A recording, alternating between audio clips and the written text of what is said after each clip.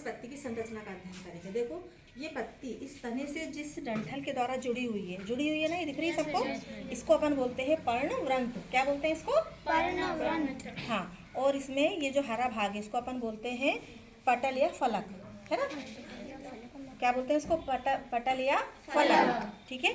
और इसमें देखो एक ये मोटी जो लाइन दिख रही है ना, है ना, ये मोटी गहरी लाइन दिख रही है, इसको अपन बोलते हैं मध्य शिरा, है ना। और इसके आजू बाजू ये जो ऐसी संरचनाएं दिख रही हैं, रेखाएं दिख रही हैं, इनको बोलते हैं हम शिराएं, ठीक है। पत्तियों में दो प्रकार का शिरा विन्यास पाया जाता है, एक जालिका व शिरा विन्यास और दूसरा समानांतर शिरा विन्यास। कौन कौन सा होता है?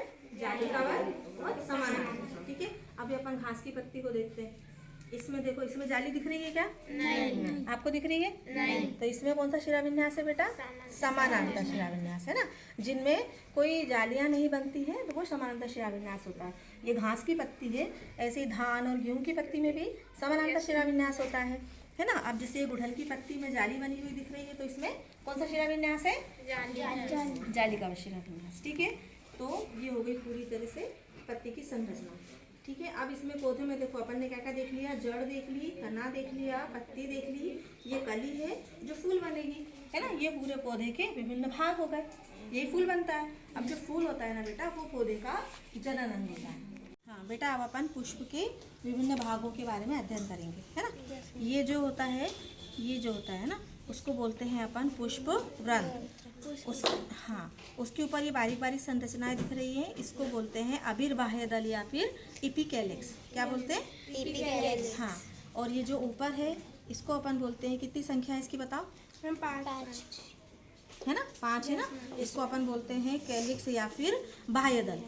क्या बोलते हैं इसको? कैलिक्स या फिर बाह्य दल। हाँ, और इसके ऊपर ये जो 5 दिख रहे हैं रंगीन भाग, इसको अपन बोलते हैं दल या फिर पंखुड़ियाँ। क्या बोलते हैं? दल या फिर पंखुड़ियाँ। और अब ये जो लंबी धागेनुमा रचना दिख रही है ना, ये वर्तिका होती है। और इसके ऊपर ये जो छोटे छोटे से दिख रहे हैं सबको, यस मैम। दिख रहा है बेटा? Yes ma'am. इसको बोलते हैं वर्तिकाग्र। और इसके अंदर छुपी हुई है ओवरी, है ना, जिसको अपन अंडाशय भी बोलते हैं। अभी अपन इसको निकाल करके देखेंगे तो एक एक भाग अलग दिखाई देगा।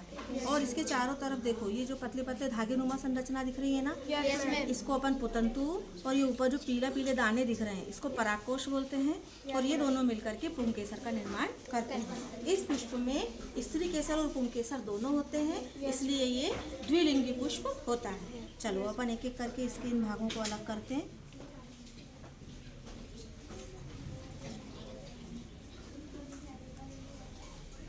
पंखुड़ियाँ, है ना।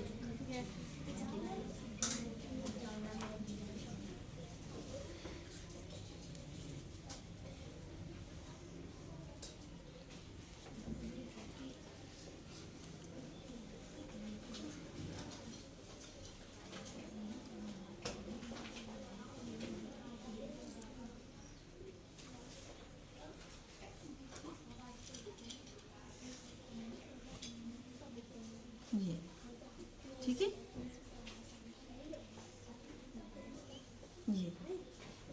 ये जो है ना ओवरी के ऊपर रहता है बेटा, से जुड़ा रहता है ये, है ना।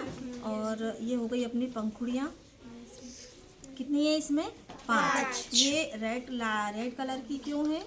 मैम वो कीटों और मतलब अन्य जीवों को आकर्षित करते हैं। हाँ, ये अपने को अच्छे लगते हैं ना कलर। जैसे किसी पुष्प में खुशबू आती है तो वो आकर्षित करते हैं, ताकि फिर वो दूसरे को आकर्षित होकर के आए, उस पर बैठे हो, फिर दूसरे पुष्प को हाँ, अब अपन अपन ने इसमें से कैलिक्स को बाहर निकाल लिया, है ना।